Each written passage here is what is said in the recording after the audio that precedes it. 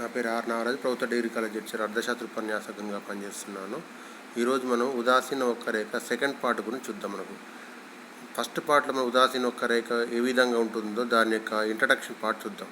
ఈరోజు మనం ఉదాసీన వక్రరేఖ లక్షణాలు మరియు బడ్జెట్ రేఖ గురించి ఈ పాఠంలో మనం వివరిద్దాం. అసలు ఉదాసీన వక్రరేఖ ఇది అనేది ఆర్డినల్ ప్రయోజన విశ్లేషణ మీద డిపెండ్ అయి ఉంటుంది. ఆర్డినల్ ప్రయోజన విశ్లేషణ అంటే ప్రయోజనాన్ని మనం కొలవలేం కానీ మరొక వస్తువుతోటి పోల్చవచ్చు అనేటువంటి ఒక నియమం దీంట్లో ఉంటుంది. ఇది ఆధునిక ప్రయోజన విశ్లేషణగా చెప్పవచ్చు. అంతకుముందు ఉన్నటువంటి ఒక కార్డినల్ ప్రయోజన విశ్లేషణ ఉన్నటువంటి ఒక లోపాల వలన ఆర్డినల్ ప్రయోజన విశ్లేషణ రావడం జరిగింది. కార్డినల్ ప్రయోజన విశ్లేషణ మనకి ప్రయోజనం ఖచ్చితంగా కొలవచ్చు అనే నియమం దీంట్లో ఉంది. కానీ దీంట్లో మనకి ఏంటంటే ప్రయోజనాన్ని ఎప్పుడైతే ఇది మానసిక భావన కాబట్టి ప్రయోజనాన్ని ఖచ్చితంగా కొలవలేము. ఏది మనకు వస్తువును తూచినట్టుగా కిలోలుగా లేకుంటే లీటర్లుగా కొలిచినట్టుగా ఖచ్చితంగా కొలవలేము. మానసిక భావన కాబట్టి వినియోగదారుని యొక్క అతని యొక్క మనస్తత్వాన్ని బట్టి మారిపోతుంటుంది కాబట్టి ప్రయాణం కొలవలేం కానీ మరొక వస్తువుతో పోల్చవచ్చు అని చెప్పి ఈ సిద్ధాంతాన్ని చెప్పడం జరిగింది. ఈ సిద్ధాంతాన్ని మొట్టమొదటిసారిగా ఎడ్జబెట్ అనేటువంటి ఒక ఆర్థికవేత్త దీని గురించి చెప్పడం జరిగింది. ఆ తర్వాత దీని గురించి అనేక మంది ఆర్థికవేత్తలు పారెటో కానీ తర్వాత ఇర్విన్ ఫిషర్ చెప్పడం జరిగింది. దీన్ని ఎక్కువగా అభివృద్ధి చేసిన వ్యక్తులు జేఆర్ఎక్స్ అండ్ ఆర్జీడీ ఎల్ అనేటువంటి ఆర్థికవేత్త చెప్పడం జరిగింది. జేఆర్ఎక్స్ అతను 1934 సంవత్సరంలో వాల్యూ అండ్ క్యాపిటల్ అనే గ్రంథంలో ఈ సిద్ధాంతాన్ని ఎక్కువగా ప్రారంభించి దీన్ని అభివృద్ధి చేయడం జరిగింది. ఈ సిద్ధాంతం అనేది ఉదాసీన వక్రరేఖను కొన్ని ప్రమేయాల మీద డిపెండ్ అయి ఉంది. ప్రమేయాలు మనకు స్పీడ్గా చెప్పుకుంది. ముఖ్యమైన ప్రమేయాలు మనకి ఏంటంటే ప్రయాణ విశ్లేషణ అనేది మనకి దేని మీద డిపెండ్ అయి ఉంటుంది. ఆర్డినల్ ప్రయాణ విశ్లేషణ మీద ఆధారపడి ఉంటుంది. ఆర్డినల్ ప్రయాణ విశ్లేషణ మీన్స్ మనకి ఏంటంటే ప్రయోజనం మనం ఖచ్చితంగా కొలవలేము కానీ మరొక వస్తువుతో పోల్చవచ్చు. దట్ మీన్స్ మనకి దీంట్లో కనీసం 2 వస్తువులు మనకు ఉంటుంది అని చెప్పవచ్చు జరుగుతుంది. నెక్స్ట్ మనకి ఇంకోటి ఏంటి, కన్జ్యూమర్ ఏ విధంగా ఉంటాడు, ఒక హేతుబద్ధంగా వ్యవహరిస్తూ ఉంటాడు. హేతుబద్ధంగా అంటే మనకు చెప్పినటువంటి ఒక రూల్స్ పాటిస్తుండే దాన్ని ఏమంటాం హేతుబద్ధతగా చెప్పవచ్చు. ఇక్కడ ఉన్నటువంటి వస్తువులు మనకు ఎక్స్ వస్తువు మరియు వై వస్తువుగా తీసుకోవడం జరిగింది. ప్రాథమిక సమయంలో మనకి ఏంది ఎక్స్ వస్తువు కానీ వై వస్తువు యొక్క ధరలు కానీ వినియోగదారుని యొక్క ఆదాయం కానీ అన్నీ కూడా ఏ విధంగా ఉన్నాయి, స్థిరంగా ఉన్నాయి, ఎటువంటి మార్పులు చెందాయి. దాంతోపాటు మనకి వినియోగదారుని యొక్క ఆచారాలు, అభిరుచులు, అలవాట్లు అన్నీ కూడా కాన్స్టెంట్గా ఉన్నాయి. ఈ సిద్ధాంతం మనకు చెప్పేంత వరకు మనకు వినియోగదారుని యొక్క ఆలోచనలు అన్నీ కూడా కాన్స్టెంట్గా ఉన్నాయని చెప్పి ప్రమేయం చెప్పడం జరిగింది. దాంతోపాటు మనకి ఈ సిద్ధాంతం ప్రాథమిక టైంలో మనకి ఏంటంటే ఎక్స్ వస్తువు వై వస్తువు పరిగణన తీసుకుంటున్నట్టయితే ఒక వస్తువు ఏమో తక్కువ పరిమాణం ఉంటుంది, మరొక వస్తువు ఏమో ఎక్కువ పరిమాణం ఉంటుంది. అయినప్పుడు మనం ఏం చేసుకుంటాం, తక్కువ వస్తువు పరిమాణాన్ని ఎక్కువ వస్తువు తీసుకునేటప్పుడు ఏం చేసుకుంటే ఎక్కువ వస్తువుని కొన్ని కోల్పోవడం జరుగుతుంది. దాన్ని మనకి ఏంటంటే ఉపాంత ప్రతిష్టాపన రేటుగా మనం చెప్పుకోవడం జరుగుతుంది. అదనంగా ఒక వస్తువు స్వీకరిస్తున్నట్టయితే మరొక వస్తువు కొన్ని కోల్పోతూ ఉంటాం. ఆ కోల్పో రేటు మనకేంది ఉపాంత ప్రతిష్టాపన రేటుగా చెప్పడం జరుగుతుంది. ఎందుకోసం మనకంటే ఉదాహరణ మనకేంది ఆల్రెడీ ఫస్ట్ పార్ట్లో చెప్పడం జరిగింది. మళ్ళీ అదే ఎగ్జాంపుల్ చూద్దాం. ఒక వినియోగదారునికి మనకేంది మార్నింగ్ టైం మనకేందంటే టీ తాగేటప్పుడు అది అనుకున్నటువంటి ఆకలి తీర్చుకోవడం కోసం టీ తాగేటప్పుడు టీతో పాటు మనకి ఏంటంటే కొన్ని స్నాక్స్ బిస్కెట్స్ తీసుకోవడం, ఒక టీ కప్పుకు 10 బిస్కెట్ సమానం అని ఒక ప్రయోజనంగా భావించడం జరిగింది. ఒక అదనంగా రెండో టీ కప్ తీసుకున్నప్పుడు ఏంటంటే అదే 10 బిస్కెట్స్ ఉన్నట్టయితే ప్రయాణం ఎక్కువైపోతుంది. అందుకోసం మనకి ఏం చేసుకుని కొన్ని బిస్కెట్స్ తగ్గించింది, ఎందుకంటే ఒక 5 బిస్కెట్ తీసేసింది. అప్పుడు మొదటి ఒక టీ కప్పుకు అండ్ 10 బిస్కెట్స్ ఏదైతే ప్రయాణం వస్తుందో అదేవిధంగా 2 టీ కప్స్కు అండ్ 5 బిస్కెట్స్ అదే రకమైన ప్రయాణం వస్తుంది. ఇది సేమ్ ఏదైతే ప్రయాణం వస్తుంది బి అదే ప్రయాణం వస్తుంది. అప్పుడు ఏమైతే మనకు ఏ తీసుకోవాలన్నా బి తీసుకోవాలన్నటువంటి ఒక సందిగ్ధ పరిస్థితి ఏర్పడుతుంది. ఆ సందిగ్ధ పరిస్థితి మనకి ఏంటంటే ఉదాసీనత అంటాం. అదే డిఫరెన్స్ చెప్పనటువంటి స్థితిని ఏమంటాం ఇండిఫరెన్స్గా చెప్పవద్దు. అప్పుడు వినియోగదారుడు ఏ దగ్గర బి దగ్గర ఏ విధంగా ప్రవర్తన అతని యొక్క బిహేవియర్ ఉంటుందో చెప్పే రేఖనే ఉదాసీనత వక్రరేఖగా చెప్పడం జరుగుతుంది. అప్పుడు ఉదాసీన వక్రరేఖ ఏ విధంగా ఉంటుందో మన నిర్మాణం చూస్తున్నప్పుడు మనం చెప్పొచ్చు. దీన్ని చెప్పడానికి మనకి ఏంటంటే ఉపాంత ప్రతిష్టాపన రేటు ముఖ్యమైనది. ఉపాంత ప్రతిష్టాపన రేటు ఎక్స్ వస్తువు వై వస్తువు తీసుకున్నట్టయితే ఎక్స్ వస్తువు అదనంగా ఒక ఎక్స్ వస్తువు కోసం కొన్ని వై వస్తువులు కోల్పోతుంటాడు. ఆ కోల్పోయే రేటు ఎట్లా కోల్పోతుండో తగ్గుతున్న రేట్లో తగ్గుతూ ఉంటుంది. ఎందుకు తగ్గుతున్న రేట్లో తగ్గుతూ ఉంటుంది, మనకు క్షీణోపాన సిద్ధాంతం ప్రకారం మనకి ఏం చేసుకున్నాం, ఏదైనా ఒక వస్తువు తక్కువ పరిమాణం ఉన్నప్పుడు ప్రయాణం ఎక్కువగా ఉంటుంది, ఎక్కువ పరిమాణం ఉంటుంది దాని ప్రయాణం ఏంది తక్కువగా ఉంటుంది. కాబట్టి అప్పుడు మనకేమైతే మనకు ప్రయాణం మనకేంది ఎక్కువ ఉన్నప్పుడు కోల్పోయే రేటు అనేది తక్కువ కోల్పోతుంటాడు. అందుకే ఎక్కువ పరిమాణం ఉన్నప్పుడు ఎక్కువ కోల్పోతుంటాడు, తక్కువ పరిమాణం ఉన్నప్పుడు తక్కువ కోల్పోతుంటాడు. కనుక బేసిక్గా తీసుకొని సిద్ధాంతాన్ని చెప్పుకుంటాం. అప్పుడు మనకు ఒక చిన్న పట్టిక ద్వారా నిర్మాణం చేయడం జరిగింది. ఉదాహరణకు మనకి ఏంటంటే ఒక వినియోగదారుడు ఎక్స్ వస్తువు మరియు వై వస్తువులు స్వీకరించడం జరిగింది. ఎక్స్ వస్తువు ఉంది, ఇక్కడ వై వస్తువు 2 ఉన్నాయి. ఇక్కడ చూడండి గమనియండి, మనకు ఎక్స్ వస్తువు ఎన్ని పరిమాణం ఉంది 1 ఉంది, వై వస్తువు ప్రాథమికంగా ఎన్ని ఉన్నాయి 20 ఉన్నాయి. దీని అదనంగా ఇప్పుడు ఏ కాంబినేషన్కి ఉన్నప్పుడైతే ఏ బీసీ అనేటువంటి కాంబినేషన్ తీసుకున్నాం. ఫస్ట్ మనకి ఏంది ఏ అనే కాంబినేషన్లో ఎక్స్ వస్తూ ఒక ఎక్స్ వస్తువుకు 20y వస్తున్నప్పుడు వినియోగదారుడు సాటిస్ఫాక్షన్ పొందుతున్నాడు. సేమ్ అదే సాటిస్ఫాక్షన్ లోను కావడానికి కోసం ఏం చేస్తున్నా అదనంగా ఒక ఎక్స్ వస్తువును యాడ్ చేసినప్పుడు y వస్తువు కొన్ని కోల్పోకుంటే ఏమైంది ఏ కంటే బి ఎక్కువ సంతృప్తి ఇస్తుంది మనకు. అప్పుడు మనకేంటంటే సిద్ధాంతం మిస్టేక్ అయిపోద్ది. ఇది సమాన సంతృప్తి కావాలి కాబట్టి మనకేంటంటే ఏ తీసుకున్నా బి తీసుకున్నా ఈక్వల్ సాటిస్ఫాక్షన్ రావాలి కాబట్టి ఏం చేసి కోల్పోవాల్సి వస్తుంది. వై వస్తువు కొన్ని కోల్పోతుంది. ఎన్ని కోల్పోయింది వై వస్తువును ఒక 5 కోల్పోయింది. అప్పుడు మరి దట్ మీన్స్ మనకి ఏమైతే మనకు ఇక్కడ మనం తీసుకున్నట్టయింది 1:5 ఎంఆర్ఎస్ x5 మనది ఒక ఎక్స్ వస్తువు కోసం వై ఎన్ని కోల్పోయిండు 5 వస్తువులు కోల్పోవడం జరిగింది. తర్వాత అదనంగా మరొక వస్తువు మూడవ వస్తువు చేసినప్పుడు ఎన్ని కోల్పోయింది ఇక్కడ 4 కోల్పోయింది. 15 నుంచి 4 తీసేసి మనకి ఏమైతే మనకు 11 వచ్చింది మనకు. దట్ మీన్స్ మనకి ఏంది 1:4 20 ఉన్నప్పుడు అతని బిహేవియర్ ఒక రకంగా ఉంటుంది. 15 ఉన్నప్పుడు బిహేవియర్ ఏంది చేంజెస్ అయింది. దట్ మీన్స్ మనకి ఏంటంటే మనకు law of diminishing utility theory ప్రకారం మనకి ఏంటంటే ఏదైనా ఒక వస్తువు అధిక పరిమాణాలు ఉంటే పరిమాణ క్వాంటిటీ ఎక్కువ ఉన్నట్టయితే యూటిలిటీ ఏమైతే మనకు తక్కువ అయిపోతుంది మనకు. అందుకోసం నీకు ఏమైతే మనకు వస్తు పరిమాణం అనేది తగ్గుతుంది. 20 ఉన్నప్పుడు బిహేవియర్ ఒక తిరిగి ఉంది. 15 ఉన్నప్పుడు బిహేవియర్ ఏమైంది చేంజెస్ వచ్చింది. దట్ మీన్స్ మనకి ఏంటంటే 20 ఉన్నప్పుడు 5 కోల్పోయిండు. 15 ఉన్నప్పుడు ఏమైంది గూడ్స్ యొక్క పరిమాణం తగ్గింది, వస్తు పరిమాణం తగ్గింది కాబట్టి కోల్పోయే రేట్ ఏమైంది నాకు తగ్గించిండు. 15 నుంచి 4 పోతే ఏమైంది 11 అయిపోయింది. నెక్స్ట్ మనకి ఏంటంటే 3rd నుంచి 4th కూడా వచ్చిండు. 4th కూడా ప్రయాణం పెరుగుతూ అదనంగా స్వీకరిస్తున్నట్టయితే 11 నుంచి 8 కోల్పోయింది. 8 మీన్స్ మనకి ఏంటంటే 3నే కోల్పోయింది. మనకు గమనించి చూడండి ఇక్కడ ఫస్ట్ ఏంటంటే 20 నుంచి 15 4 కోల్పోయింది. తర్వాత 15 నుంచి 11 తర్వాత మనకి ఏంటంటే ఇక 4 ఫస్ట్ 5 తర్వాత 4 తర్వాత ఏంది 3 కోల్పోయింది. వస్తున్నటువంటి మనకు పరిమాణం ఏది తగ్గించిన రేట్ ఏమైతే తగ్గుతూ ఉంటుంది. ఆ తర్వాత నెక్స్ట్ మనకి ఏమైతే మనకు చూడండి ఇక అదనంగా ఎడిషనల్గా అయింది 5th కూడా తీసినట్టయింది 8 నుంచి 6కి వచ్చింది. దట్ మీన్స్ మనకి ఏంటంటే ఓన్లీ 2 కోల్పోయింది. అప్పుడు ఏమైతే మనకు 1:3 నుంచి 1:2కి అయిపోయింది. అప్పుడు ఎంత అయింది మనకు నెక్స్ట్ అదనంగా 5 నుంచి 6కి వచ్చింది. ఇదిగా 6 నుంచి 5కి అయింది. దట్ మీన్స్ ఎంత ఓన్లీ 1:1కి వచ్చేసింది. మళ్ళీ అదనంగా ఇక్కడ 6 నుంచి ఇక్కడ 7కు పోవడానికి వీల్లేదు. ఎందుకు పోవడానికి వీల్లేదు ప్రతిష్టాపన రేట్ ఇక్కడ 0 అయింది. 1:1 అయిపోయింది కాబట్టి అదనంగా మరొక వస్తువు తీసుకోవడానికి వీల్లేదు. 6 నుంచి 7 వస్తువు తీసుకోవడానికి ఎక్స్ వస్తువు తీసుకోవడానికి అవకాశం మనకు ఉండదు. ఎందుకు 1:1 అయిపోయింది. ప్రతిష్టాపన రేట్ 1:0 అయిపోద్ది. 1:0 అయినట్టు దాట్ మీన్స్ ఏంటంటే ఓన్లీ ఒక వస్తువు తీసుకున్నట్టు అయిపోద్ది కాబట్టి కంపల్సరీగా మనకు 2 వస్తువులు కంపల్సరీగా తీసుకోవాల్సిందే. అందుకే మనకి ఇక్కడ 1:1 అయిందనుకో అతని యొక్క ప్రతిష్టాపన ఏం చేస్తూ ఆపేస్తుండు. ప్రతిష్టాపన ఏ విధంగా చూడండి ఇక్కడ అదనంగా ఒక వస్తువు తీసుకున్నట్టయితే మరొక వస్తువు కోల్పోయేటది తగ్గుతూ ఉంటుంది. ఫస్ట్ ఏంది 1:5 1:4 1:3 1:2 అండ్ 1:1.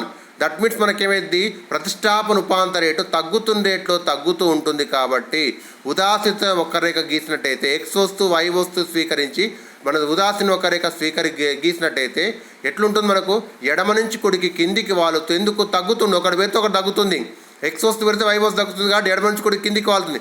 ఎక్స్కు వై రిలేషన్ ఎట్లుంది విలోమ సంబంధం కాబట్టి రుణాత్మక వాళ్ళు కలిగి ఉంటారు. రుణాత్మక అంటే ఏంది ఎడమ నుంచి కుడికి కిందికి వాలుతుంది. కోల్పోయి ఎట్లా కోల్పోతుంది 1:5 1:4 1:3 అండ్ 1:2 అండ్ 1:1 తగ్గుతూ ఉంటుంది. కాబట్టి ఎట్లుంది అది ఎడమ నుంచి కుడికి కిందికి వాలుతూ మూల బిందువుకు కుంభాకారంగా ఉంటుంది. ఏది మనకు ఉదాసీనత ఒక రేఖ ఒక రేఖాపటం మీద గీసినట్టయితే ఉదాసీన ఒక రేఖ మనం ఈ విధంగా గీయచ్చు. మనకు ఒకసారి రేఖాపటం చూడండి. ఒకసారి ఏ విధంగా ఉందో రేఖాపటం మనం గమనించి చూడండి. రేఖాపటం గీస్తున్నట్టయితే రేఖాపటం ఏంది ఎక్స్ అక్షం మీద వస్తు పరిమాణాన్ని వై అక్షం మీద వై వస్తు పరిమాణం తీసుకున్నాం. ఎక్స్ వస్తు పరిమాణం 1 2 3 4 డిజిట్స్ తీసుకున్నాం. 1 సెంటీమీటర్ తీసుకున్నాం. వై అక్షం మీద 20 ఉన్నాయి కాబట్టి మనకి ఏంటంటే ఓన్లీ 2 4 ఇట్లా 2 డిజిట్స్ మార్చుకుంటూ పోయడం జరిగింది. ఈ విధంగా తీసుకున్నట్టయితే ఎక్స్ వస్తువులు ఎక్స్ పరిమాణం వై వస్తువు మీద వై వస్తు పరిమాణం తీసుకున్నట్టయితే ప్రాథమికంగా ఏ కాంబినేషన్ మనకేంది ఒక వస్తువు ఎక్స్ వస్తువు ఉన్నప్పుడు ఎన్ని వై వస్తువు తీసుకున్నాం 20 వై వస్తువు తీసుకున్నాం. అప్పుడు మనకేంది మనకు చూస్తున్నట్టయితే 1 ఇది 20 ఏనే బిందువు ఏర్పడింది. ఆ తర్వాత మనకేమైంది అదనంగా మరొక ఎక్స్ వస్తువు తీసుకున్నట్టయితే రెండో వస్తువు ఎక్స్ వస్తువు తీసుకోండి. ఎంత అవుతుంది మనకి ఇక్కడ చూడండి. మనకి ఎంత మనకి ఇక్కడ చూసుకున్నట్టయితే బి దగ్గరకు వచ్చేసినాం. ఎంత మనకి ఇక్కడ ఎంత మనకు 11 వచ్చేసి మనకి ఇక్కడ 11, తర్వాత ఫస్ట్ 15, 20 ఉండే, తర్వాత 15 అయింది, తర్వాత మనకి ఏమైందిగా 11 వచ్చింది, తర్వాత మనకి ఎంత ఉంది ఇక్కడ చూడండి ఇక్కడ 8, ఇట్లా వెళ్ళిపోయింది మనకు. ఎట్లా మనకు తగ్గుతుండేట్లో తగ్గుతూ ఉంటుంది. అందుకే ఉదాసీన ఒక రేఖ ఎట్లుంది, ఎడమ నుంచి కుడికి కిందికి వాలుతూ మూల బిందువుకు కుంభాకారంగా ఉంటుంది. ఫస్ట్ ప్రాథమికంగా ఎంత ఉంది చూడండి, ఏ అనే దగ్గర ఎంత ఉంది, ఒక ఎక్స్ వస్తువుకు 20 వై వస్తువులు సమానం కాబట్టి ఏ అనేటువంటి బిందువు ఇక్కడ పెట్టుకున్నాం మనకు. ఆ తర్వాత మనకి ఏంది ఇక్కడ అదనంగా రెండవ తీసుకుంటే ఏంది 15 కోల్పోయినాయి. ఇక్కడ ఎన్ని కోల్పోయినా బి దగ్గర ఎంత ఉంది, డిస్టెన్స్ చూడండి ఎంత ఉందో, ఎక్కువగా ఉంది, వాల్ ఎక్కువగా ఉంది. ఎన్ని కోల్పోయినాం, 5 కోల్పోయినాం. తర్వాత ఎన్ని కోల్పోయినాం, 4 కోల్పోయినాం. తర్వాత ఎన్ని కోల్పోయినాం, తర్వాత 3, తర్వాత 2, తర్వాత 1. అందుకే మనకి ఏది ఉదాసీన రేఖ ఏ విధంగా ఉంది, వాల్ ఎట్లా ఉంది మనకు, ఎడమ నుంచి కుడికి కిందికి వాలుతూ మూల బిందువుకు కుంభాకారంగా ఉంటుంది. ఈ విధంగా పెట్టి గీసినట్టయితే ఉదాసీన రేఖ ఏ విధంగా చూడండి, ఇట్లా వెళ్ళిపోతుంది. ఎడమ నుంచి కుడికి కిందికి వాలుతూ మూల బిందువుకు కుంభాకారంగా ఉందని ఉదాసీన రేఖ ఇండిఫరెన్స్ కరువును చెప్పొచ్చు మనకు. దీన్ని వాలు చూసినట్టయితే, ఉదాసీన రేఖ వాలు చూసినట్టయితే ఫస్ట్ మన సూత్రం మనకేంది, వై వస్తువులు కోల్పోయే రేటు, ఎక్స్ వస్తువు యొక్క యాడ్ చేసే రేటు మనకు చూసుకున్నట్టయితే ఉదాసీన రేఖ గమనించుకోండి ఎట్లుంది మనకు. ఫస్ట్ మనకి ఏ నుంచి బీకి రావడానికి ఎన్ని కోల్పోయాడు, 20 నుంచి 15 అయిండినాం. 20 నుంచి 15 అయినప్పుడు చూడండి గమనించుకోండి, ఇది ఏ టు బీకి వచ్చినాం. ఎంత ఉంది, ఏపీ బై పిఏ. ఎందుకు minus delta y by delta X. ఎన్ని కోల్పోయినావు, ఏ నుంచి పి వరకు ఎన్ని కోల్పోయినావు, మనకి ఇక్కడ 5 కోల్పోయినావు. ఆ తర్వాత ఒక ఎక్స్ కోసం ఎన్ని కోల్పోయినావు, 5 కోల్పోయినావు. ఆ తర్వాత నెక్స్ట్ మనకి చూడండి ఎంత ఉంది మనకు, మళ్ళీ బి నుంచి సి రావడానికి కోసం, బి నుంచి సి రావడం కోసం ఎన్ని కోల్పోయిండు, బిక్యూ బై ఇక మనకి ఏంది ఇక క్యూసి వేసినావు, -4 బై -1. ఆ తర్వాత ఇంకా ముందు పోతే ఇక్కడ ఇంకా ఎలాంటి చూడుతుంది, సి నుంచి డి బిందుకి వెళ్ళినట్టుంది సిఆర్ బై ఆర్డి. తర్వాత ఎంతుంది, డి నుంచి ఈ దగ్గర రావడానికి ఏంది డిఎస్ బై ఎస్ఈ. ఈఎఫ్ దగ్గర పోవడానికి ఈఎఫ్ బై ఎఫ్ఈ. మన ఏది మనకు టీఎఫ్గా రాయొచ్చు మనకు. ఈ విధంగా రాసినట్టయితే ఉదాసీన రేఖ ఎట్లుంది మనకు చూడండి, గమనించి చూసినట్టు మనకింది. ఫస్ట్ మనకి ఎంత ఉంది, పిఏ బై పిబి. తర్వాత మనకెంత -5 బై -1. తర్వాత మనకేంది ఇక్కడ -3 బై 1. తర్వాత ఆర్సీ బై ఆర్డి అంటే ఏంది -3 బై 1. ఇటు విధంగా చేసుకుంటూ వెళ్తే ఉదాసీన రేఖ మనకేంది గమని చూస్తే ఎట్లుంది మనకు. ఫస్ట్ మనకి ఎన్ని కోల్పోయిండు, -5, తర్వాత -4, -3, తర్వాత 2, తర్వాత -1. ఈ విధంగా చూసుకుంటూ వెళ్ళినట్టయితే ఉదాసీన రేఖ ఏ విధంగా ఉంది, ఎడమ నుంచి కుడికి కిందికి వాలుతూ మూల బిందుకు కుంభాకారంగా మనకు ఉంటూ ఉంది. ఈ విధంగా గీస్తే ఉదాసీన రేఖ ఎట్లుంది, తగ్గుతుండేట్లో తగ్గుతూ ఉంటుంది కాబట్టి ఉదాసీన రేఖ ఎడమ నుంచి కుడికి కిందికి వాలుతూ ఉంటుందని మనకు చెప్పొచ్చు. మనకు ఈ ఉదాసీన రేఖ లక్షణాలను మనం వివరిస్తున్నట్టయితే ఉదాసీన రేఖ లక్షణాలు చూద్దాం ఒకసారి. ఉదాసీనత వక్రరేఖ లక్షణాలు చూస్తున్నట్టయితే ఉదాసీనత వక్రరేఖ గమనించి చూడండి ఏ విధంగా ఉంది. ఫస్ట్ మన ప్రారంభంలో ప్రమేయాలు చెప్పిన అజంప్షన్ చెప్పినాం. ఉదాసీనత వక్రరేఖ ఎడమ నుంచి కుడికి కిందికి వాలుతూ మూల బిందువుకు కుంభాకారంగా ఉంటుంది. దాంతోపాటు ఉదాసీనత వక్రరేఖ మీద ప్రతి బిందువు కూడా సమాన సంతృప్తినిస్తుంది. ఈ రేఖ మీద ఉన్నటువంటి ప్రతి బిందువు కూడా ఈక్వల్ సాటిస్ఫాక్షన్ ఇస్తుందని చెప్పడం జరిగింది. ఈ విధంగా ఉన్నట్టయితే ఒకవేళ ఉదాసీనత వక్రరేఖ ఏది మనకు ఎడమ నుంచి కుడికి పైకి వాలుతూ ఉన్నట్టయితే ఈ విధంగా ఉన్నట్టయితే చూస్తే ఒకవేళ ఎట్లు మనకు ఎక్స్ వస్తువు ఇక్కడ గమనించుకోండి, ఎక్స్ వస్తు పరిమాణం పెరుగుతుంది. ఏ నుంచి బీకి వెళ్ళినట్టయితే ఎక్స్ వస్తు పరిమాణం ఎక్స్ నుంచి x1 పెరిగింది, వై నుంచి y1 పరిమాణం పెరిగింది. ఎక్స్ వస్తు పరిమాణం పెరుగుతుంది మరియు వై వస్తు పరిమాణం పెరుగుతుంది. ఇక్కడ ఏ బిందు చూడండి, ఏ అండ్ బి చూడండి, ఎక్స్ వస్తు పరిమాణం పెరిగింది, వై వస్తు పరిమాణం పెరిగింది. అప్పుడు నీకు నీ సిద్ధాంత ప్రకారం ఏమిటంటే మనకు ఏ కంటే బి బిందువు ఎక్కువ సంతృప్తి ఇస్తుంది కాబట్టి అప్పుడు ఏది మనకు ఇక్కడ మనం చూసుకుంటే ఏ కంటే నీకేమేది ఏ బిందువు కంటే బి బిందువు ఏది ఎక్కువ సంతృప్తి వస్తుంది మనకు. అప్పుడు మనకేంది మనకు ప్రయోజనం ఏది మారిపోద్ది. ఏ కంటే బి ఎప్పుడైనా ఈక్వల్ సాటిస్ఫాక్షన్ రావాలి కాబట్టి ఉదాసీనత వక్రరేఖ ఎటువంటి పరిస్థితుల్లో ఈ విధంగా మనకు ఉండదు, ఎడమ నుంచి కొడికి పైకి వాలుతుండదు. ఒకవేళ ఉదాసీనత వక్రరేఖ ఎక్స్ అక్షానికి సమాంతరంగా ఉన్నట్లయితే అప్పుడు పరిస్థితి ఏ విధంగా ఉంటుంది, ఈ విధంగా ఉన్నట్టయితే ఎక్స్ వస్తు పరిమాణం మాత్రం ఎక్స్ నుంచి x1 పెరిగింది కానీ వై వస్తు పరిమాణం మాత్రం అదే విధంగా ఉంది. అప్పుడేమైంది ఏ కంటే ఇక్కడ కూడా మనకేది ఏ కంటే మనకేది బి ప్రయాణం ఎక్కువ వస్తుంది. అప్పుడు మనకేం కావాలి, A = B కావాలి. మనకున్న సూత్రం ప్రకారం ఉదాసీనత వక్రరేఖ పటం మీద అన్ని బిందువులు సమాన సంతృప్తి ఇవ్వాలి. కానీ ఏ బిందువు కంటే బి బిందువు ఎక్కువ ఇస్తుంది, బి కంటే సి, ఇంకా ముందుకెళ్తున్న కొద్దీ బి కంటే సి ఎక్కువ ఇస్తుంది. అందువల్ల నీకేంది ఉదాహరణ ఒక రేఖ ఎటువంటి పరిస్థితుల్లో కూడా ఎక్స్ అక్షానికి సమాంతరంగా ఉండకూడదు.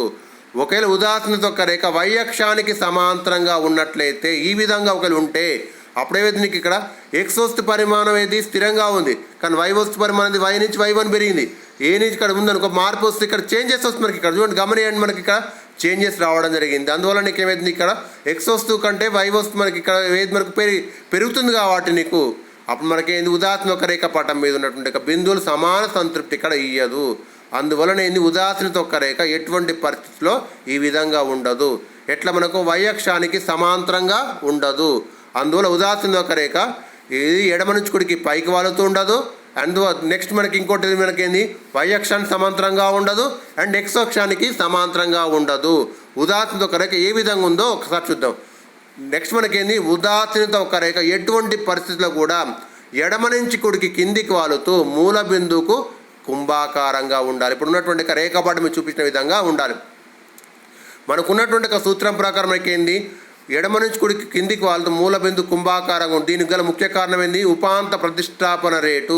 ఉపాంత ప్రతిష్టాపన రేటు మీన్స్ ఏంది అదనంగా ఒక వస్తువుని స్వీకరిస్తున్నట్టయితే మరొక వస్తువు కోల్పోయే రేటు తగ్గుతున్న రేట్లో తగ్గుతూ ఉంటుంది. కాబట్టి అందుకోవడానికి ఏంది ఎడమ నుంచి కుడికి కిందికి వాలుతూ ఈ మూల బిందువుకు కుంభాకారంగా ఉంటుంది, ఒక కుండ షేపులో ఉంటుంది. అందువల్ల నీకేంది ఈ ఉదాహరణ ఒక రేఖ ఎటువంటి పరిస్థితుల్లో ఈ విధంగానే కంపల్సరీగా ఉంటాయి. ఈ విధంగా ఉన్నప్పుడు మాత్రమే ఈ రేఖ మీద ఉన్నటువంటి ప్రతి బిందువు కూడా సమాన సంతృప్తి A is equal to B, B is equal to C and C is equal to డిగా మార్పు చెందుతుందని చెప్పవచ్చు మనకు. ఒకవేళ ఉదాసీనత ఒక రేఖ పుటాకారంగా ఉన్నట్టయితే ఇక్కడ రేఖాపటం మీద చూపించినట్టుగా మూల బిందు కుంభాకారంగా కాకుండా పుటాకారంగా ఉన్నట్టయితే అప్పుడు పరిస్థితి ఏమేది ఉదాసీనత ఒక రేఖ మీద పుటాకారంగా ఉన్నట్టయితే ఈ విధంగా స్లేప్ ఈ విధంగా ఉన్నట్టయితే ఈ రేఖ మీద ఉన్నటువంటి బిందువులు ఏమైతే మనకు ఫస్ట్ తగ్గుతున్న రేట్లో పెరగదు, పెరుగుతున్న రేట్లో తగ్గుతుంటుంది. ఇక్కడ చూడండి ఎట్లుందో పెరుగుతున్న రేట్లో తగ్గుతూ ఉంటుంది. కాబట్టి ఉదాసీనత ఒక రేఖ ఎటువంటి పరిస్థితిలో ఈ విధంగా పుటాకారంగా ఉండదు. ఎడమ నుంచి కూడా కిందికి వాలుతుంది కానీ పుటాకారం దీని స్లోప్ ఎట్లుంది పుటాకారంగా ఉన్నట్టయితే ఈ రేఖ మీద బిందువులు ఏది ఏ కంటే బి తక్కువ ఇట్లా పెరుగుతుంటుంది. అందువల్ల మనకి ఏమైందంటే రేఖ మీద బిందువులు సమాన సంతృప్తి ఇయ్యదు కాబట్టి ఈ రేఖ ఈ విధంగా ఉండదు. కేవలం ఎట్లుంది మనకు కేవలం ఎడమ నుంచి కూడా కిందికి వాళ్ళ మూల బిందు కుంభాక ఈ విధంగా మాత్రమే ఉంటుంది తప్ప ఈ విధంగా ఉండదని మనం చెప్పవచ్చు. మనకు మరొక విధంగా చూసినట్టయితే ఉదాసీనత ఒక రేఖ ఇంకా ఏ విధంగా ఉందో మనం చూద్దాం. ఉదాసీనత ఒక రేఖ పటం మీద ఎన్ని ఉదాసీనత ఒక రేఖలైనా ఉండవచ్చు, కానీ ఉదాసీనత ఒక రేఖ మీద ప్రాథమికంగా ఉన్నటువంటి రేఖ ఇది ఎడమ నుంచి కుడికి కిందికి వాలుతూ మూల బిందుకు కుంభాకారంగా ఉంటుందని చెప్పవచ్చు.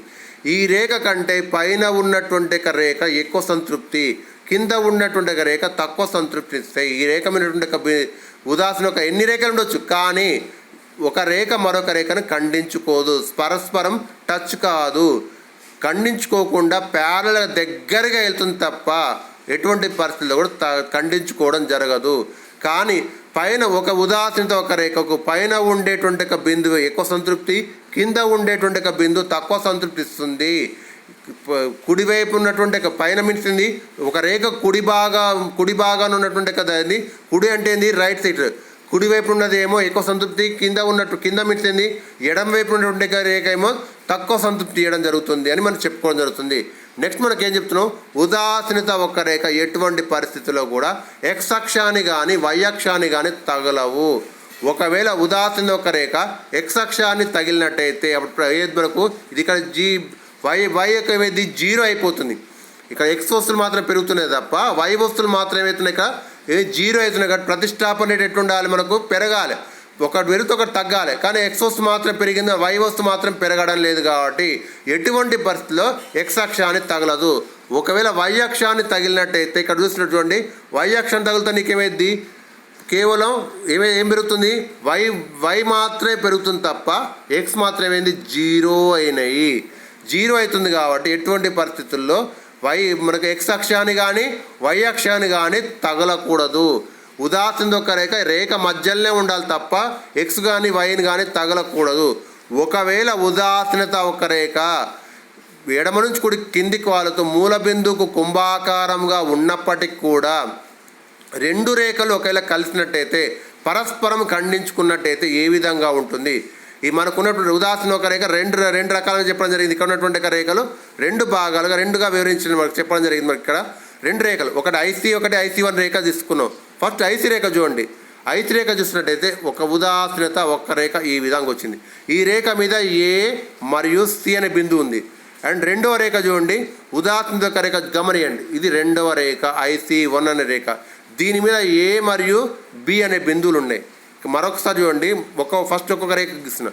ఫస్ట్ ఐసీ రేఖ ఈ విధంగా వెళ్ళింది. ఈ రేఖ మీద ఏ మరియు సి అనే బిందువు ఉంది. ఆ తర్వాత రెండవ రేఖ చూడండి ఎంత ఉంది. ఐసీ1 రేఖ మీద ఏ మరియు బి బిందువు ఉంది. మనకున్నటువంటి ఒక ప్రాథమిక సూత్రం ప్రకారం ఏం చెప్తున్నాం, ఉదాసీనత వక్రరేఖ బిందువు మీద ఉన్న ప్రతి బిందువు కూడా సమాన సంతృప్తి ఇస్తుంది. దేర్ ఫోర్ ఐసీ రేఖ మీద బిందువులు ఏంది, ఏ అండ్ సి ఉంది కాబట్టి ఏ ఈక్వల్ సి అయిపోతుంది. మనకి ఇక్కడ ఐసీ1 రేఖ మీద ఏ బిందువులు ఉన్నాయి, ఏ అండ్ బి ఉంది. దట్ మీన్స్ మనకి ఏమైంది, A and A equal B అయిపోయింది. మనకున్నటువంటి మ్యాథమెటికల్ సూత్రం ప్రకారం మనకు సూత్రం ఏం చెప్తున్నకు, ఐసీ1 రేఖ మీద ఉన్నటువంటి ఒక బిందువులే ఒక ఏది A and C. That means మనకేంది, ఏమైతే మనకి ఇక్కడ ఏ ఈక్వల్ టు ఏవైతే బ్రహ్మ సి అవుతుంది. రెండోది ఏంది, ఇక్కడ ఐసీ1 రేఖ మీద బిందువులు ఏంది, ఏ ఈక్వల్ టు బి అవుతుంది. మన మ్యాథమెటికల్ సూత్రం ప్రకారం ఏంది, A equal to C and A equal to B కాబట్టి మనకేంది, దట్ మీన్స్ మనకేం కావాలి, బి ఈక్వల్ టు సి కావాలి.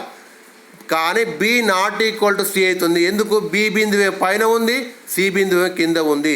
బి ఎక్కువ సంతృప్తి ఇస్తుంది, సి తక్కువ సంతృప్తి ఇస్తుంది. మనకున్నటువంటి సూత్రం ప్రకారం చెప్పిన ఉదాసీనత ఒక రేఖ మీద ఎన్ని రేఖలు ఉండొచ్చు, కానీ పైన ఉండే రేఖ ఎక్కువ సంతృప్తి, కింద ఉండే రేఖ సత్వ సంతృప్తి ఇవ్వడం జరుగుతుంది.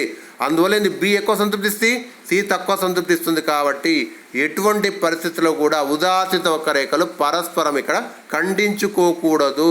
ఎటువంటి పరిస్థితుల్లో కూడా ఉదాసీన ఒక రేఖలు పరస్పరం ఖండించుకున్నట్టయితే దాని యొక్క సూత్రానికి విరుద్ధమవుతుంది. కాబట్టి ఎటువంటి ఉదాసీన ఒక రేఖలు పరస్పరం ఇక్కడ ఖండించుకోకూడదు అని మనకు చెప్పొచ్చు. మనకు ఉదాసీన ఎటువంటి పరిస్థితులు ఇక్కడ ఖండించుకోకూడదు. మరొక లక్షణం మనకేంది, ఉదాసీనత ఒక రేఖలు ప్రత్యామ్నాయ వస్తువుల విషయంలో ఏ విధంగా ఉంటుంది, ప్రత్యామ్నాయ వస్తువుల విషయంలో ఏ విధంగా ఉంది, ఇక్కడ సరళ రేఖగా ఎడమ నుంచి కూడా కిందికి వాలుతుంది. ప్రత్యామ్నాయ వస్తువు అంటే ఏంది, వినియోగదారునికి సమాన సంతృప్తి ఇచ్చే వస్తువులు ఏమన్నా ప్రత్యామ్నాయ వస్తువులు. ప్రత్యామ్నాయ వస్తువులు ఉన్నట్టయితే ఏ బిందు నుంచి బి బిందుకు ఇదివరకు ఎంత కోల్పోయిండో అంతే ప్రత్యామ్నాయ వస్తువు కూడా సమాన సంతృప్తి ఇస్తాడు కాబట్టి అదే రకంగా కోల్పోతాడు. ఇప్పుడు మనకేంది, ఇక్కడ యాపిల్ పండుకు బనానా పండు రెండు ప్రత్యామ్నాయ వస్తువులు అయినా అనుకో, ఇదివరకు ఎంత కోల్పోయిండో అదే రకంగా కోల్పోయేటువంటి అవకాశం ఉంది. కాబట్టి సరళ రేఖగా ఉంటుంది. కోల్పోయేట్ చూడండి ఎట్లుందో, ఏ నుంచి ఇట్లా సమానంగా కోల్పోవడం జరిగింది. అందువల్ల నీకేమైంది, ప్రత్యామ్నాయ వస్తువుల విషయంలో సరళ రేఖగా ఉంటుంది. ఒకవేళ పూరక వస్తువుల విషయంలో ఎల్ ఆకారంలో ఉంటుంది.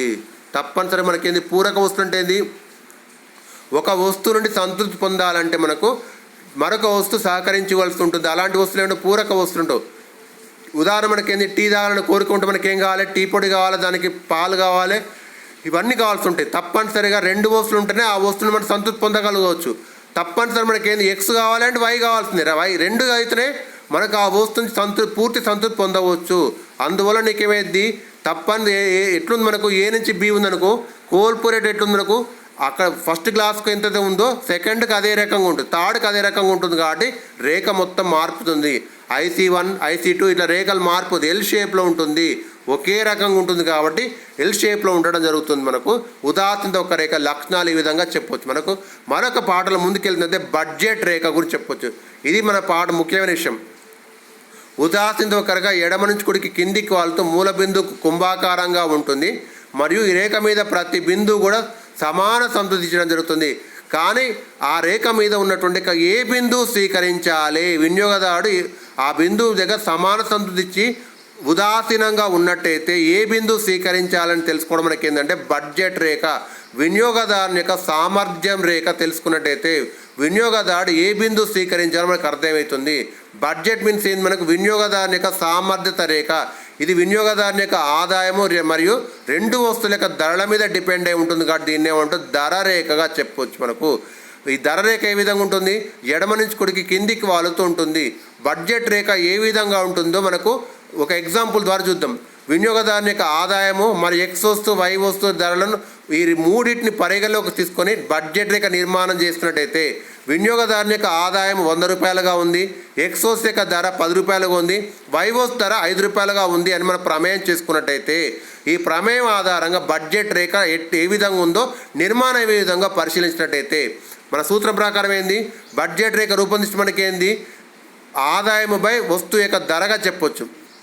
దాని ప్రకారం ఏంటంటే ప్రాథమిక ప్రకారం ఏంది, కేవలం వినియోగదారుని యొక్క ఆదాయం 100 రూపాయలుగా ఉంది, ఎక్స్ వస్తువు యొక్క ధర 10 రూపాయలుగా ఉంది, వై వస్తువు యొక్క ధర 5 రూపాయలుగా ఉన్నప్పుడు మనకు పరిశీలించడం మనం ఏం చేసుకుంటున్నాం, వినియోగదారుని ఆదాయము ఎక్స్ వస్తువు ధర మాత్రమే పరిగణలో తీసుకొని వై వస్తువు యొక్క ధరను స్థిరంగా ఉంచితే కేవలం వినియోగదారుని ఆదాయం మొత్తం మనకేంటంటే ఎక్స్ వస్తువు మీద మాత్రమే ఖర్చు చేస్తే వినియోగదారుని ఆదాయం దేని మీద ఖర్చు చేస్తుండు, ఎక్స్ వస్తువు మీద మాత్రమే ఖర్చు చేస్తుండు. అప్పుడేది ఆదాయం బై ఎక్స్ వస్తువు ధర, అప్పుడేది money by price of X. That means మనకేంది Y by M by price of ఎక్స్గా మారుతుంది. ఎం మీన్స్ ఏంది మనీ, ఎం మీన్స్ మనీకి వెళ్తే ప్రైస్ ఆఫ్ ఎక్స్ ఏంది పిఎక్స్గా చెప్పొచ్చు. అప్పుడు ఏంది ఎం ఈజ్ ఈక్వల్ టు ఎంత 100, price of X is equal to ఎంత 10. అప్పుడు ఎన్ని వస్తువులు వస్తే మనకు వినియోగదారునికి ఎన్ని వస్తుంది, మనకి ఇక్కడ కేవలం మనకి ఎన్ని వస్తుంది, మనకి ఇక్కడ చెప్పొచ్చు. మనకి ఎన్ని వస్తువులు చూడండి, ఒకసారి గమనియండి ఎన్ని వస్తువులు వచ్చినాయి చూడండి. ఇక్కడ కేవలం మనకి ఎన్ని వచ్చినాయి, ఇక్కడ ఎన్ని వస్తున్నాయి 10 రూపీస్ తీసుకుని మనకి ఎన్ని వస్తున్నాయి, ఇక్కడ కేవలం 10 వస్తువులు మాత్రమే వచ్చినాయి. అదే విధంగా వై వస్తువు కూడా తీసుకున్నట్టయితే వై వస్తువు యొక్క ఆదాయం కూడా ఎన్ని తీసుకుంటూ పరిశీలించినట్టయితే వినియోగదారుని యొక్క ఆదాయం 100 రూపాయలు, వై వస్తువు యొక్క మనకి ఎక్స్ ధర 10 రూపాయలు, వై వస్తువు ధర 5 రూపాయలుగా భావించినట్టయితే కేవలం వినియోగదారుని ఆదాయం మొత్తం కేవలం వై వస్తువు మీద మాత్రమే ఖర్చు పెట్టినట్టయితే అప్పుడేది ఆదాయం బై వై వస్తువు ధర money by price of Y అవుతుంది. దట్ మీన్స్ మనకేంది M by price of Y అవుతుంది. అప్పుడేంది 100/5 ఎంత వచ్చి మనకు ఇక్కడ 20 గూడ్స్ వస్తాయి. దట్ మీన్స్ మనకేంది వినియోగదారు తన యొక్క 100 రూపాయల ఆదాయంతో ఎక్స్ వస్తువునేమో 20 వస్తువులు కొంటుండు, ఎక్స్ వస్తువునేమో 10 వస్తువులు కొంటుండు, వై వస్తువులు మనకేంది 20 వస్తువులు కొంటున్నట్టయితే అప్పుడు ఎక్స్ మనకు బడ్జెట్ రేఖ నిర్మాణం చేస్తున్నట్టయితే ఎక్స్ వస్తువులు అండ్ వై వస్తువు తీసుకుంటే ఎక్స్ వస్తువులు ఎన్ని తీసుకుంటుండు, కేవలం ఎన్ని తీసుకుంటుండు, ఇక్కడ 10 గూడ్స్ తీసుకుంటుండు. ఒక బిందు పెట్టి వై వస్తువుని తీసుకుంటుండు 20 తీసుకుంటుండు. ఈ 2 బిందువులు ఖండిస్తూ ఒక సరళ రేఖ గీసినట్టయితే వచ్చే రేఖనేమంటో బడ్జెట్ లైన్గా చెప్పొచ్చు. మరొకసారి చూడండి, వినియోగదారుడు తన యొక్క ఆదాయంతో కేవలం ఎక్స్ వస్తువు మీద మాత్రమే కొన్నట్టయితే మరొకసారి పరిశీలిస్తే వినియోగదారుని యొక్క ఆదాయం 100 రూపాయలు, ఎక్స్ వస్తువు యొక్క ధర 10 రూపీస్ ఉన్నట్టయితే కేవలం ఎక్స్ వస్తువు మీద మాత్రమే ఖర్చు చేస్తే కేవలం ఎన్ని వస్తుండు 10 గూడ్స్ మాత్రమే కొనుగోలు చేయగలుగుతాడు. వై వస్తువు మీద మాత్రమే వై వస్తువు ధర 5 రూపాయలుగా ఉంది కాబట్టి వై వస్తువు మీద మాత్రమే కొనుగోలు చేస్తే ఎన్ని కొంటుండు 20. అప్పుడు ఒక బిందు ఇక్కడ ఏ వై వస్తువు మీద మాత్రం ఏ అని బిందు, ఎక్స్ వస్తువు మీద 10 గూడ్స్ కొంటుండు కాబట్టి బి అని బిందు పెడితే ఈ 2 బిందువులు కలుపుతూ గీసిన రేఖనేమంటో బడ్జెట్ రేఖగా చెప్పుకోవచ్చు. ఈ రేఖనేమంటో బడ్జెట్ రేఖగా మనకు చెప్పుకోవడానికి మనకు అవకాశం మాత్రం మనకు ఉంటుందిగా చెప్పవచ్చు. మనకోసారి మనకి ఈ రేఖ చూసినట్టయితే బడ్జెట్ రేఖ నిర్మాణం ఏ విధంగా ఉంటుంది, దీని యొక్క వాల్ ఏ విధంగా ఉంటుందో చూసినట్టయితే ఇక్కడ గమనించి చూడండి ఎట్లా ఉంది రేఖ ఎట్లుంది. ఎక్స్ వస్తువు ఇక్కడ వై వస్తువు తీసుకుంటున్నాం. సూత్రం చూసినట్టయితే ఇక్కడ ఎక్స్ ఉంది, ఇక్కడ వై ఉంది. చూడండి కేవలం ఎక్స్ వస్తువు మాత్రం తీసుకుంటే ఎం బై ప్రైస్ ఆఫ్ వై ఉంది. అదే రకం మనకి ఏంది ఇక్కడ గీసుకుంటే ఎం బై ప్రైస్ ఆఫ్ వై. ఇక్కడ ఈ 2 గీసినట్టయితే రేఖ ఎట్లుంది మనకు ఏ బిందు మన బి బిందు తీసుకుంటే మనకి ఏంది ఇక్కడ వచ్చే రేఖనే ఏమంటే బడ్జెట్ రేఖ తీసుకుంటాం. దీని యొక్క వాలు తీసుకున్నట్టయితే వాల్ ఏ విధంగా ఉందో పరిశీలించుకున్నట్టయితే మనకు దీని యొక్క వాల్ ఏ విధంగా ఉంది, మనకు వచ్చేటువంటి వాల్ గమనిస్తే మనకు ఉందంటే ఇది ఏ విధంగా ఉంది, త్రిభుజాకారంగా ఉంది. రేఖ ఎట్లా మనకు త్రిభుజాకారంగా ఉంది. ఇందా గీసిన రేఖ చూడండి, గమనించి చూడండి ఎట్లా గీస్తే ఇది బడ్జెట్ రేఖ. రేఖ ఎట్లుంది, ఇది బడ్జెట్ లైన్గా గీసుకున్నాం. ఇక్కడ ఎక్స్ వస్తువు గీస్తున్నాం, ఇక్కడ వై వస్తువు తీసుకోవడం జరిగింది. ఈ రేఖ ఇది తీసుకున్నట్టయితే ఇది ఏ అనే బిందువు అండ్ ఇది ఇది ఇక్కడ చూసినది ఏ పాయింట్, ఇది బి పాయింట్ గీసుకున్నట్టయితే ఈ రేఖ ఏ విధంగా ఉందో గమనించి చూడండి. మనకు ఇది ఏ విధంగా ఉంది, మనకు లంబకోణంగా ఉంది, లంబకోణ త్రిభుజంగా ఉంది కాబట్టి మనకు ఈ ఇక్కడ ఉన్నటువంటి బడ్జెట్ దీన్ని ఏమంటాం కర్ణము అంటాం. మనకున్నటువంటి పైథాగరస్ సిద్ధాంత ప్రకారం ఏంటంటే ఈ కర్ణం యొక్క వాలు కొలవడానికి మనకి ఏంటంటే పైథాగరస్ సిద్ధాంత ప్రకారం మనకి ఏంటంటే ఎదుటి భుజంపై ఆసన్న భుజం అంటే సూత్రం ఆధారంగా చెప్తాం. ఎదుటి భుజం అంటే ఏంది? దీనికి ఎదురుగా ఉన్న భుజం, దీనికి కింద ఉన్నటువంటి భుజం. లేకుంటే మనకి ఏంటంటే ఇది ఓ. అప్పుడు ఏంది? దీనికి ఎదురుగా ఉన్న భుజం ఏది? ఇక్కడ తీసుకున్నట్టయింది ఎట్లా వస్తుంది మనకు చూడండి. మన సూత్రం ఇక్కడ వేసుకున్నాం, ఓఏ బై ఓబి. ఎదుటి భుజం ఎంత? OA by OB. ఓఏ మనకి ఏం చెప్తుంది? ఇక్కడ రేఖ గీసుకున్నట్టయితే మనకు రేఖ ఓఏ ఎంత ఉంది? ఎం బై ప్రైస్ ఆఫ్ వై. ఇంకోటి మనకేంది? ఇక ఓఏ ఇక్కడ గీస్తుంది, ఇక మధ్యలో డివైడ్ బేస్ కాబట్టి ఎం బై, ఇక్కడ మనకి సూత్రం మనకి తీసుకుంటే ఎం బై ప్రైస్ ఆఫ్ ఎక్స్గా వస్తుంది మనకు. అటు తీసుకుంటే మనకు రెండు భిన్నాలు వచ్చినాయి కాబట్టి దీన్ని గుణకారాలకు మార్చుకుంటే ఎం బై ప్రైస్ ఆఫ్ వై అదే విధంగా ఉంటుంది. కానీ కింద ఉండే భిన్నం మారిపోతుంది కాబట్టి మనకి ఏమైంది? ఇక్కడ మనకు తీసుకుంటే పిఎక్స్ బై పిఎంగా మారిపోద్ది. అప్పుడు మనకేది? ఇక్కడ ఉండే ఈ రెండు ఎమ్ములు కొట్టుకుపోతాయి. అప్పుడు ఏం మిగిలింది? పిఎక్స్ బై పిఎంగా మారింది. That means మనకేంది? ఎక్స్ వస్తే ద్వారా బడ్జెట్ రేఖ వాలించుకోవాలి ఏం చెప్తుంది మనకు?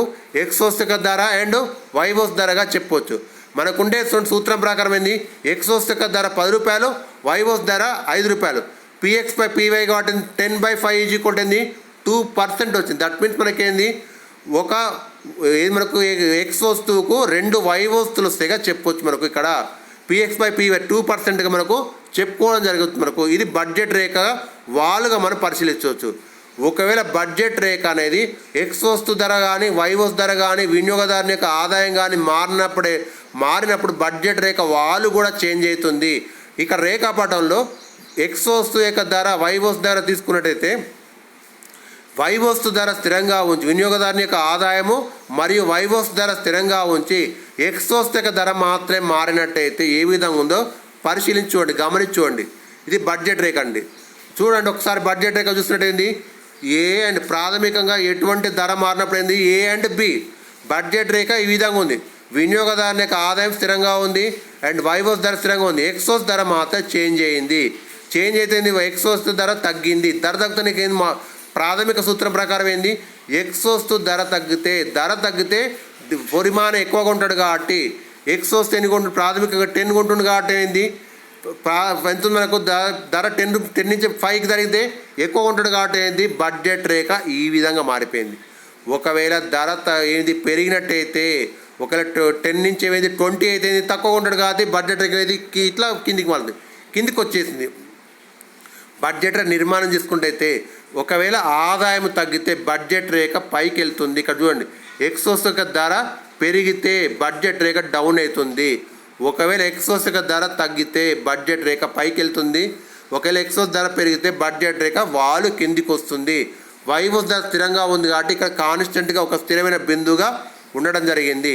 ఒకవేళ నీకు ఈ విధంగా మార్చినట్టయితే ఒకవేళ ఎక్స్ వస్తుక ధర కాకుండా వై వస్తు ధర మారితే ఎక్స్ వస్తు ధర స్థిరంగా ఉంచి వై వస్తు ధర మారినట్టయితే అప్పుడు బడ్జెట్ రేఖ నిర్మాణం ఏ విధంగా జరుగుతుందో మనం పరిశీలించి చూసినట్టయితే ఎక్స్ వస్తు ధర స్థిరంగా ఉంది కాబట్టి మనకు చూడండి ఎంత ఉందో ఇక్కడ కాన్స్టెంట్గా ఉంది. ఒకవేళ ఎక్స్ వస్తు ధర అనేది తగ్గితే బడ్జెట్ రేఖ కాన్స్టెంట్గా ఉన్నప్పుడు ఏబిగా ఉంది. ఒకవేళ ఎక్స్ వస్తు ధర తగ్గితే బడ్జెట్ రేఖ ఈ విధంగా మారుతుంది. ఎక్కువ కొంటాడు కాబట్టి ఏ నుంచి ఏ1గా ఎక్కువగా ఉన్నాడు. ఒకవేళ బడ్జెట్ రేఖ నీకు ఏమైంది? ధర తగ్గితే ధర పెరిగితే ఏమైంది? ఈ విధంగా మారిపోవడం జరిగింది, కిందికి వస్తున్నారు. ఒకవేళ నీకు వై వస్తు ధర పెరిగింది అనుకో తక్కువగా ఉంటాడు. ఒకవేళ వై వస్తు ధర తగ్గిందనుకో ఎక్కువ పరిమాణం ఉండడం జరుగుతుంది. కాబట్టి బడ్జెట్ రేఖ నిర్మాణం అనేది మార్పు చెందుతుంది. ఇక్కడ మనకు సమీకరణం చూడండి, వై వస్తు ధర పెరిగితే బడ్జెట్ డౌన్ అయింది, బడ్జెట్ రేఖ కిందికి వాలుతుంది. ఒకవేళ వై వస్తు ధర తగ్గితే బడ్జెట్ రేఖ తగ్గితే ఏది? బడ్జెట్ రేఖ పైకి వెళ్తుంది. దాని యొక్క వాల్ అనేది చేంజ్ అవుతుందిగా మనం చెప్పొచ్చు. ఒకవేళ ఎక్స్ వస్తు ధర వై వస్తు ధర స్థిరంగా ఉండి కేవలం మనకి ఏమైంది? వినియోగదారుని యొక్క ఆదాయం పెరిగితే కాన్స్టెంట్గా ఉన్నప్పుడు ఈ విధంగా ఉంది. ఎక్స్ వస్తు ధర 10 ఉంది, వై వస్తు ధర 5 ఉంది. అప్పుడు ఏమైంది? బడ్జెట్ రేఖ ఏబిగా ఉంది. ఒకవేళ నీకు వినియోగదారుని యొక్క ఆదాయం పెరిగితే బడ్జెట్ రేఖ ఏది? ప్యారలల్గా పెరిగింది. వినియోగదారుని యొక్క ఆదాయం 100 నుంచి 200 ప్యారలల్గా పెరిగింది. వినియోగదారుని ఆదాయం తగ్గితే ప్యారలల్గా తగ్గడం జరిగింది. ఇది ఏం పెరిగితే బడ్జెట్ ఏం పెరిగింది అనుకో బడ్జెట్ రేఖ కూడా పెరుగుతుంది. తగ్గితే బడ్జెట్ రేఖ కూడా మనకి ఏంటంటే తగ్గడం జరుగుతుంది. మనకు ఈ సూత్రం ద్వారా మనకు చెప్పుకోవచ్చు. మనకి ఇది బడ్జెట్ రేఖ గురించి మనం వివరించుకొని చెప్పడం జరుగుతుంది. మనకు ఇది మనకున్న వినియోగదారుని యొక్క ఏది మనకు ఉదాహరణ ఒక్క రేఖ దట్ మీన్ తర్వాత మనకేంది ఉదాసీన ఒక రేఖ, దాంతోపాటు మనకేంది ఇందాక చెప్పినప్పుడు ఉదాసీన ఒక రేఖ చెప్పినాం. ఎడమ నుంచి కొడికి కిందికి వాలుతో మూల బిందువుకు కుంభాకారంగా ఉంటుంది చెప్పినాం. ఈ లక్షణాలు చెప్పినాం. దాంతోపాటు మనకి ఎక్స్ అక్షరం తగలదు, వై అక్షరం తగలదు. దాంతోపాటు మనకేంది రెండు ఉదాసీన ఒక రేఖ పరస్పరం ఖండించుకోకూడదని చెప్పినాం. ఇది ఉదాసీన లక్షణాలు చెప్పినట్టయితే బడ్జెట్ రేఖ కూడా చెప్పినాం. వినియోగదారుని యొక్క ఆదాయము మరియు మనకు ఉన్నటువంటి ఎక్సోస్ యొక్క వైవోస్ ధర రెండు కూడా ఉన్నట్టయితే ఎక్సోస్ యొక్క ధర ఎంత ఉంది, వైవోస్ ధర ఎంత ఉంది, రెండు పరిశీలించుకుంటా గీసినట్టయితే ఏ విధంగా ఉంది మనకు రేఖ గీస్తున్నట్టయితే మనం గీసిన రేఖ గీస్తే ఏ విధంగా మనకు రేఖ గీసుకుంటే ఏంది ఈ విధంగా వెళ్తుంది. ఎక్స్ వస్తే నీకు వినియోగదారునికి ఆదాయము స్థిరంగా ఉండి ఎక్స్ ధర స్థిరంగా ఉండే ఏర్పడినట్టుగా బిందువు మరి వైవోస్ ధర ఏర్పడిన బిందువు రెండు కూడా పరస్పరం తీసినట్టయితే ఏర్పడిన రేఖని ఏమన్నా బడ్జెట్ రేఖగా దీన్ని చెప్పుకోవచ్చని ఆల్రెడీ మనం చెప్పుకోవడం జరిగింది. ఇది బడ్జెట్ రేఖ. ఈ రెండు రేఖలు బడ్జెట్ రేఖ మరియు ఉదాసీనత ఒక రేఖ ఎక్కడైతే పరస్పరం ఖండించుకుంటూ ఉంటుందో అక్కడ వినియోగదారుడు సమతౌల్యంలో ఉంటాడని చెప్పి చెప్పవచ్చు. ఇది మనకు నెక్స్ట్ లెసన్లో మనకు చెప్పవచ్చు. ఇది మనకు ఉన్నటువంటి ఉదాసీనత ఒక రేఖ మరియు బడ్జెట్ రేఖ నిర్మాణం మనకు చెప్పుకోవచ్చు.